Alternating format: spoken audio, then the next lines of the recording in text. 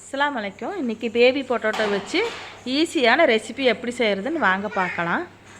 நம்ம உருளைக்கிழங்கு தனியாக ஒரு பாத்திரத்தில் க்ளீன் பண்ணி எடுத்துகிட்டு குக்கரில் வச்சிடலாம். குக்கரில் வச்சுட்டு ஒரு 2-3 விசில் வர அளவுக்கு வேக வச்சு எடுத்துக்கலாம்.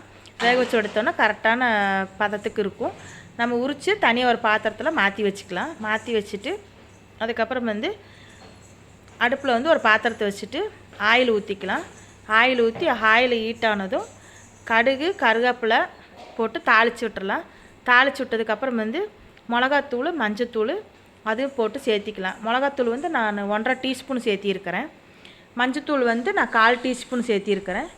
கருவேப்பிலை சும்மா ஒரு கைக்கு ஒரு 10 எண்ணெய் வர்ற மாதிரி போட்டிருக்கிறேன். நான் கரெக்டாக இருக்கும். நம்ம போட்டுட்டு எண்ணெயில் கொஞ்சம் அதை வணக்கி விட்டுடலாம். வணக்கி விட்டு நம்ம பேபி பொட்டோட்டோவை வேக வச்சு உரித்து வச்சுருக்குறோம்.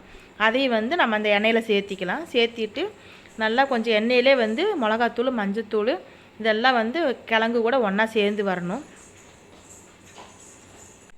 கொஞ்சம் நேரம் நல்லா எண்ணெயிலே வேக வைக்கலாம். இது எண்ணெயிலே வெந்தால் தான் அந்த பேபி பொட்டோட்டோ நல்லா சாப்பிட்றதுக்கு நல்லாயிருக்கும். அதுக்கப்புறம் உப்பு நம்ம தேவையான அளவு சேர்த்திக்கலாம்.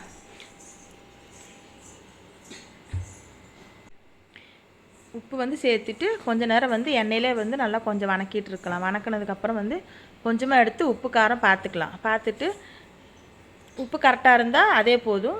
உப்பு பத்தலைன்னா கொஞ்சம் சேர்த்திக்கோங்க. காரம் எங்களுக்கு அளவாக நான் சேர்த்திருக்கிறேன். உங்களுக்கு காரம் எவ்வளோ தேவையோ அந்த அளவுக்கு சேர்த்திக்கோங்க. நான் இறக்குறதுக்கு ஒரு 2 நிமிஷத்துக்கு முன்னாடி பெப்பர் தூளை தூவி நல்லா கொஞ்சம் நேரம் ஃப்ரை பண்ணிவிட்டு இறக்கிட்டோன்னா சூப்பரான பேபி பொட்டோட்டோ ரெசிபி ரெடி ஆயிடுச்சு. இது ரசம் சாப்பாடு சாம்பார் சாப்பாடு கூட வச்சு சாப்பிட்றதுக்கு செம்ம காம்பினேஷனாக இருந்தது. நாங்களும் ட்ரை பண்ணி பார்த்தோம். நல்லா டேஸ்ட்டாக இருந்தது. நீங்களும் ஒரு தடவை வீட்டில் ட்ரை பண்ணி பார்த்துட்டு எப்படி இருந்ததுன்னு கமெண்டில் சொல்லுங்கள். இந்த வீடியோ பிடிச்சிருந்ததுன்னா மறக்காமல் நம்ம சேனலுக்கு சப்ஸ்கிரைப் பண்ணுங்கள், லைக் பண்ணுங்கள், மறக்காமல் பெல் ஐக்கானை கிளிக் பண்ணுங்கள். தேங்க்யூ.